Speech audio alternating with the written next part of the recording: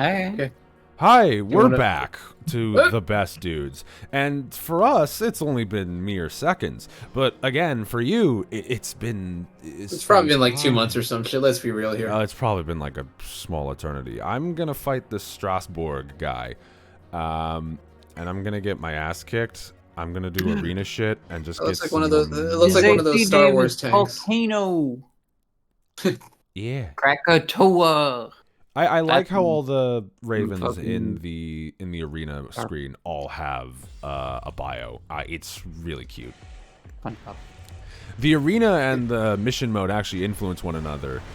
You can meet some of these arena ravens in missions, and if you kill them in a mission, they'll disappear from the arena menu, and they'll be replaced with someone else. Because somebody else will take their spot. Yeah, more or less.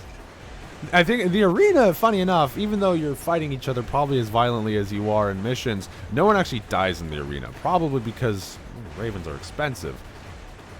I would assume mechas probably have a failsafe for their pilot. Yeah, you just And, straight and up these fucking attack. arenas at least look civilized enough where it's like if you blow up the mech, you don't have to kill the driver. I mean, he blows up a bit. You can see him just kind of standing there, and he kind of just hunches over sad. As opposed to getting brutally murdered. Yeah, as opposed to getting torn apart. I mean, it's probably like BattleTech, where you rendered the mech combat ineffective, and now it can't really do anything. I like that fucking dinosaur logo. That's cool. Yeah, that's pretty. Looks really angry. Like It's it's very gonna say, "Get off my fucking shit! Get off my ass!" Get off my lawn!" Yeah, you can trash the mech, but like then you can pull the pilot out because they're not dead or anything like that. Also, I picked a different map, one with like cover, so hopefully that'll be a bit more interesting than just endlessly circle strafing in the arena. It's funny because the arena progresses where it's when I first started running the arena, when I was like, okay, I'm still not the best at Armored Core. It's like, okay, I'll just circle strafe, take, and just shoot. But then you start fighting arena contenders who are like, oh, I have OP Intensify, which is this game's version of Human Plus, which is the catch-up mechanic, which is actually really cool, and I'll explain it in a moment. And it's like, uh-oh, it's like a Dark Souls boss. This is the skill check. Oh, you had a skill issue, my friend. Come back later. Didn't it take you like a week to beat it? Like that one guy in the arena who has OP Intensify and can absolutely wreck your shit. Yes, it took me some time. Well, it took me actually experimenting with my AC build. I wanted to end it all fancy with fucking swinging my blade, but whatever. You're not that fancy. Soon. I know. Anyways, OP Intensify, Human Plus. Human Plus came first. It was an Armored Core 1, Master of Arena, Project Phantasma, Armored Core 2, and Armored Core 2 Another Age. It's the catch-up mechanic. If you get 50,000 credits of debt, the game basically forces you into a new game plus where you have where you keep all your shit and you have a permanent buff, and you get like 8 different buffs because you can cycle through it multiple times. It was replaced by OP Intensify, which requires completing the campaign to Armored Core 3, and you get all the buffs by completing more or less hidden challenges and different missions. I used a wiki to find them, and then I ported my save to Silent Line. OP Intensify is a part that you have to equip as an optional part that takes up all the slots on your core. And there's like a little bit of contextual shit where it's like it's delivered to you by some secret guy who's like, hey, I want you to go kick this guy's ass in the arena. You can use this part to do it, but it might not be the honorable thing to do, which is FromSoft poking a bit of fun at everyone cheesing their way to the Human Plus. And in Armored Core Nexus and Ninebreaker and Last Raven, which were the follow-ups to Silent Line, you don't get OP Intensify anymore, but you can meet enemy ACs that do, and it's about as fair as it sounds. If the beloved viewers of ours, if you feel like starting Armored Core, which, oh, you should, it's really good, don't start with Last Raven. Just don't. You'll tear your fucking hair out. Start with 3, or if you're desperate for twin stick controls, start with Nexus or maybe Ninebreaker. I don't fucking know. Or just 6. Support the company. Yeah. Or I don't know. Wait for Armored Core 6 to come out and play probably what's going to be the best Armored Core game ever made. After I mean, you at least know that it's not going to be a game that's like ill on newcomers, because like fucking 75% of the audience is going to be a newcomer. Oh, so yeah. it'll recap the story. It'll probably simplify, but cope. The tutorial will start from the basics and everything. Yeah, it'll have an actual tutorial. Armored Core 4 was the first one to have an actual tutorial instead of, hey, you read the manual in the box, right? Excellent. Here's your Raven test. Go shoot these robots. That's one thing I'm really glad that we don't do anymore. Because, like, even in the PS2 era, that was still an issue sometimes of, like, here's a move, it is never referenced in the game, it's mandatory for progression, it's in the manual if you've read that far. And the problem is nowadays, because there's no manuals, you go back to play an old game that expected you to read the manual. Well, you didn't read the manual because there's no manuals anymore. I mean, you probably just have a fucking PC gamer that will regurgitate the same info. Have you seen the fucking... Okay, so have you seen the Fallout 1 and Fallout 2 booklets? With the things that go along with them that tell you how to do all the things? And like, Tommy, put it on screen. Sorry? Tommy, put it on screen. Fucking 70 pages. Jesus Christ. I think one of them is like 70 to 80 pages. I was really fortunate with GameStop a couple years ago when they were doing retro games, where I got, for I think it was like $50 or $60, a copy of Melee with disc and like all instructions, like all available material inside. Hell yeah. But that manual is like a diet strategy guide. Like it'll tell you every person's moves, what they do, whatever. Like it's as compared to now where you don't even get manuals, and like the PS3 era, it was down to you just get like a tiny little piece of paper with like a couple screenshots, and it was probably in black and white. No, it was like, most likely, if anything, going to be an advertisement for their DLC, or it could have been something else like like a code to join their membership club online to register your game, so you can play it on your console. One thing I'm really glad that like never took off were those fucking what was the shit, I'm blanking.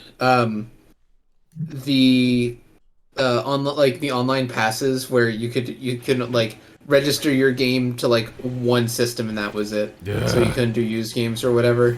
Exactly. Like glad that never caught on. Though I mean I guess that's kind of done with like digital purchasing now, but it's like at least that still serves a practical purpose instead of just extortion. Exactly. Well, Steam has the share mode which no one uses, or maybe someone does. I had when I used to see Anthony on a regular basis when he was going to school in the city. He stayed at my place pretty frequently. I did have him listed as a family member. It's how I got to play the campaign for Dragon Ball Fighters Z. Yeah, the family sharing where it's like, oh, you have your Steam account and you can request to play a game from this other person's account that's installed in the same computer or some shit. And then they approve it or something, which at that point, I mean, if it's like a family thing, then you might as well have a family account, which I don't fucking know. I don't have a family. I'm chronically single. You have a family, that's not how family works, but okay. Shut up. Being single doesn't mean you don't have a family. It just means you don't have a sex life. And you are very chronically single in that regard. Be silent. I will have all the sex on Earth. You've had more sex than I have in the past 3 years, but that's also a given since I'm ace. All right, let's change the subject to okay, we can change the subject. News in Yu-Gi-Oh. But after I get through this, I know Yu-Gi-Oh. We go from sex to the cards are anti-sex. cute, but also why do they make the game? There was something I did kind of want to talk about. So, have either of you two ever heard of Tyler the Great Warrior? I feel like I should have. Is that a card? Yes. Yes, like it is, but like it's a very special case. So it was a Make-A-Wish Foundation fulfillment for a 14-year-old boy named Tyler who was suffering from some rare form of liver cancer. He wanted to have a card made of him, and They got art from Kazuki Takahashi. Tommy put it on screen. Looks like Future Trunks. And let me actually search it while I'm talking about this. Yeah, he got the like only copy. There's rumors that the that like Upper Deck Entertainment also has a copy in their fucking Konami Vault or whatever it's called. Only recently did it decide that for the first time he took it out of the glass protector it came in, got it graded. Somehow it got a 7. And then that just tells me that people who grade cards are full of shit, because that's a card that's been in the glass case for pretty much the entirety of its existence, and they're like, it's a 7. No, well, consider that there's literally one of it in existence. So it's still like, he's not going to bring it to his deck at locals and probably get it stolen or whatever. What's the 7 again? I don't remember what that was. Like 7 out of 10. Oh, it's out of 10. Like, that means it has a little bit of wear. That I think that's like a slightly. I think near mint is like an 8. Mint condition is a 9, and then like pack fresh, like perfect is a gem mint, which is a 10. So it had like slight creasing or whatever, but either way, so this was all done in like 2005 or something like that, and now he's finally coming around to sell it. So it goes up for auction in about a month, and it is one of those things because of the story and because the fact that it's certified, at most 2 in existence, like very likely to just be the only one. Original art by Kazuki Takahashi, unique card with unique effect. There's a good chance it'll be like it's likely going to be the biggest Yu-Gi-Oh purchase of all time, but like it might be a contender for the most expensive like trading card game purchase. What's our point of reference here? How much money is predicted to be spent on this card? I mean, I like consider that. This is another fantastic story. I'll get to the. Cards go for like $80+, and they're just more so regular cards. I guess is the way to put it. It's going to be a bit more than $80 though. Put a pin in your question, Max, because there's also the story that of a few years ago, something amazing of the Mattel figures Cyber Dragon. So essentially some guy on Reddit one day posted like, hey, I was looking through my old collection, I found these cards, I couldn't find much info on them. Do you know how much they're worth? And people were like, wait a fucking second. So it was a bunch of GX cards that were made as Mattel figures promos for like, you buy the figure, get the card. Yeah. And then, but it turns out the Cyber Dragon never released. This is sort of like the equivalent of someone being like, hey, what's this animal in my backyard? And it's a fucking jackalope. Like, this card was a holy grail of Legends. Like, it existed in rumors and, like, a couple magazines, but no one has ever seen one exist up to that point. Yeah, this guy ended up selling, like, some really poorly made auction. But to take the pin out of your question, Max, I think that one went for about $80,000 or something like that.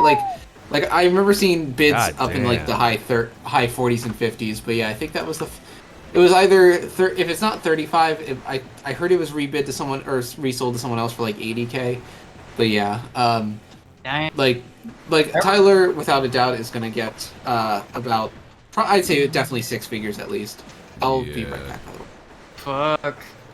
Maybe he's getting it for his cancer treatment. I mean, did he ever have it? That would be a reasonable use of money.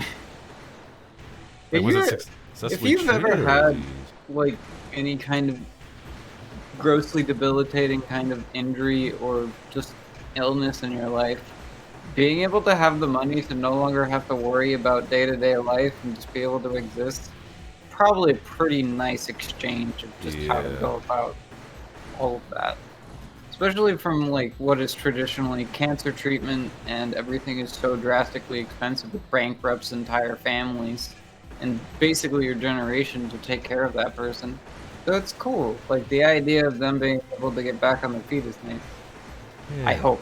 I don't actually know how their life is. They probably got a lot of support, so they're probably pretty decently well off, so I don't know. We'll see.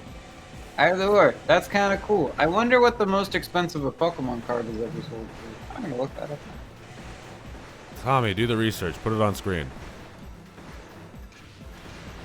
Okay, message from my boss. What are we? Oh, is this the Amazon rainforest? Oh my Bezos? god. Okay, I didn't realize the Pokemon cards ever went for as expensive as they did, and now I am very worried as to why the fuck people spent that much money on them. Ooh, what's the money? What's the money? What's the money? God. 5.27 $5,275,000. Jesus, for mother of God! That can't be. Hold on. Also, what the tangent? fudge? I like how this guy has a similar dino emblem to the other guy. Anyways, let's talk about money and Pokemon cards. It was from an illustration contest where only 39 were made. Done by Atsuki Nishida, and was one of the top designers of Pikachu at that time. Oh my god. Right, the illustrator card. Yeah, that one's pretty crazy. Yeah, I've heard about it before, but I never actually looked up who bought a Pokemon card for $5 million though. That's what I want to know. Who's got that money? Well, collectors. A lot of these people, unironically, a lot of collectors are either landlords or they have old money. They have generational wealth, so it's not that surprising. Yeah. So, seeing people that my hobby. People collect eccentric things regardless of what it is. People will collect baseball cards just as easily as they'll collect Pokemon cards. It's the same kind of thing. Or collect Bionicle and Gunpla. Or collect fucking mugs from around the world. Or collect albums, 8 tracks and all that other stuff. People collect everything. My mother and I would collect even used snow socks. Yeah. I don't know why, but there's probably people out there that do. My mother and I collected snow globes from all the places we visited. That's she still cool. has that collection, actually. My mom and I always collected mugs from everywhere we went. I more or less was the one that was more gung-ho about collecting mugs everywhere I went. And I haven't done that in a while, but I haven't traveled in a minute, so it's kind of hard. Yeah. But yeah, I would collect so many different mugs, and I'm still kind of sad because my old roommate ended up breaking some of them, and I am still upset about it. Yeah. Yeah, they broke one of my favorite ones too, and I'm still sad about it. I mean, you might be able to find it somewhere else. No, it was one I got in Europe. Oh. Yeah. Yeah, there's no way I'm getting that one back. My friend has made it a goal for himself of visiting every baseball stadium, and despite the fact that in our friend circle, most of them have zero interest in baseball, and mine is only middling. I couldn't tell you, the ins and outs of baseball, but my friend's a super mega baseball nerd. His goal is to go to every baseball stadium in the States in his life, and so as a result, I've been to a couple, not that many yet, but we're working on it. I think I've been to 5 or 6 stadiums now. But every time he goes there, he always gets everyone has a different food item in a novelty baseball helmet. It's at at Angel Stadium, Petco Park, or not Petco, that's San Diego. It's nachos. When I was at the Ranger Stadium, it was ice cream. But he gets one from all those different ones, so it's always gets frustrating. From I think when we went to Arizona that he couldn't find an equivalent, but he has so many helmets from all the different baseball stadiums now. Nice. That's really cool. Honestly, baseball is pretty fun, especially when you go to the stadiums and you feel all the energy and hype that people get around the games. It is really cool, especially if you go at the height of the season or during the World Championships. It's such a cool time. It's totally worth it's totally worth just being a part of it. The energy is so good. It's much better than football, in my opinion, but that's just a me thing. I mean, I found going to these baseball stadiums, it is a social experience. Don't mean football as in soccer, I mean football as in American football. Because I don't want to upset any football fans, because you are the true believers in sport. Sport ball. The baseball was always more of a social experience, I found personally, of you go there with friends, you talk it up, you pay attention to it, but it's not your full undivided attention. You get friendly with the people you're sitting next to, what have you. By comparison, something like I find baseball or basketball. Like I feel basketball and hockey are the two best spectator like sports in major Oh spectator yeah. sports in America specifically. Because if we're talking about worldwide, can't beat hurling. But yeah, for basketball, it's like you're always focused on the game because there's moment to moment action. Like something's happening at all times. Also, there's just tons of fun stuff, and you can make it a comedy act, just like the Harlem Globetrotters does. That's the one thing about basketball that I really like. You can make it a full fully super entertaining experience, and it doesn't even have to be a serious game. It could just be fun. Yeah, I really like that about it. It's really cool. You also get to see some really, really fit people do some really cool stuff. oh yeah, that's always fun. Like jump 12 feet in the air. Just dang, you don't get to see that very often. And in hockey, you get to see people practically beat each other up with fucking hockey sticks. I've never been to a live hockey. They drop that shit and just go full on. Yeah, no, they I've only seen one hockey game in person, and it was right after an ice skating tournament, and it was so intense. Yeah, I've wanted to make it. I think the season is over, or it's close to over for the NHL at the time we're recording this. I think so. Yeah.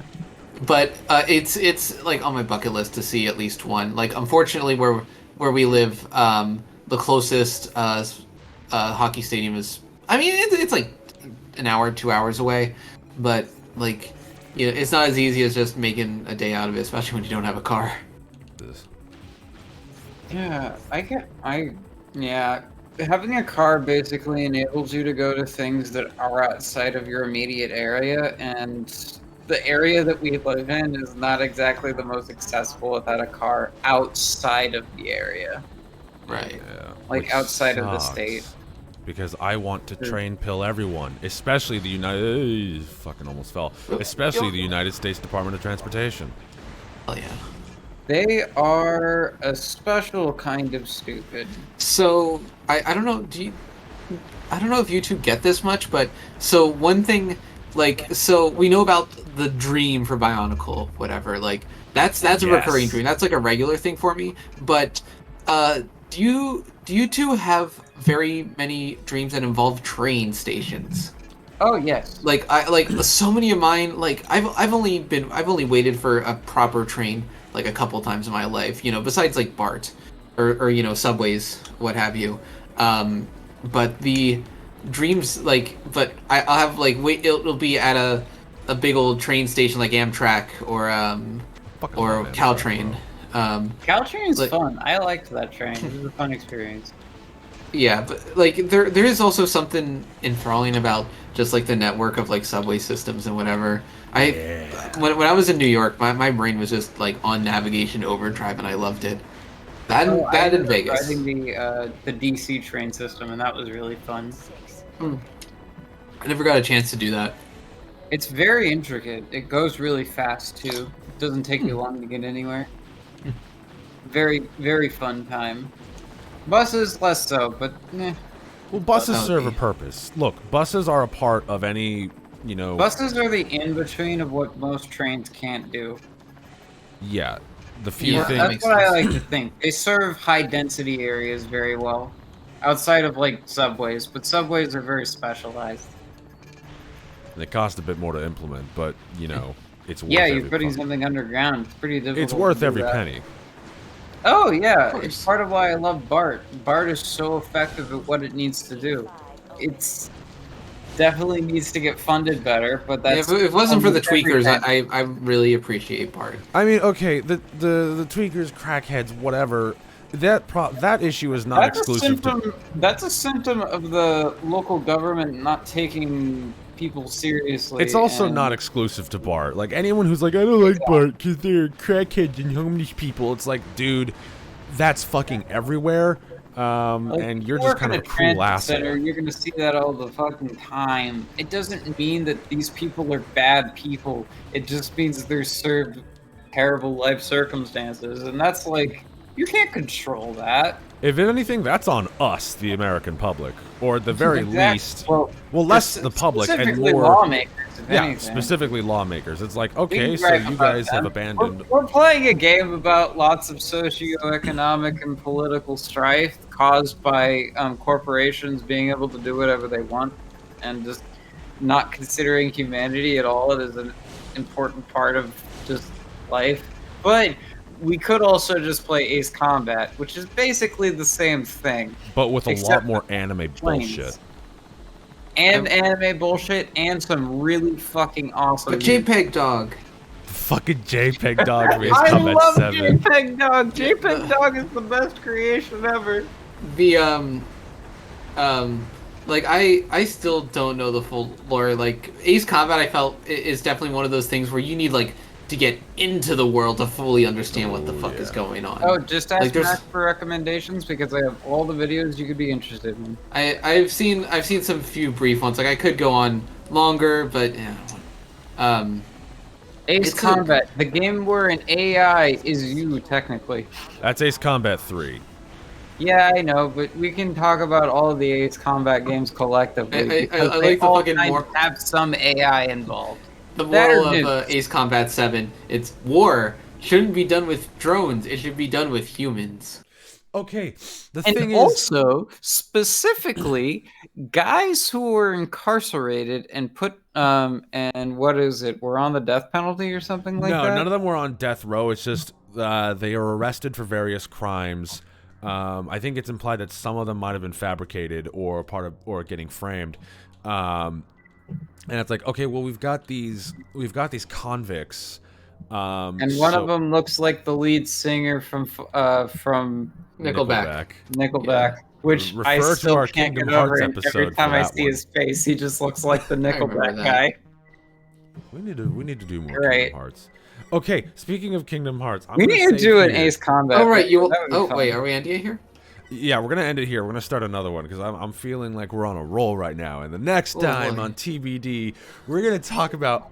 I'm gonna list off all the Armored Core games, and you're gonna realize, Jesus Christ, this is a Kingdom Hearts. We promise episode 6 gets better. We promise. We promise. Anyways, you two say goodbye first before I end the recording. Goodbye. Farewell. Fare thee well.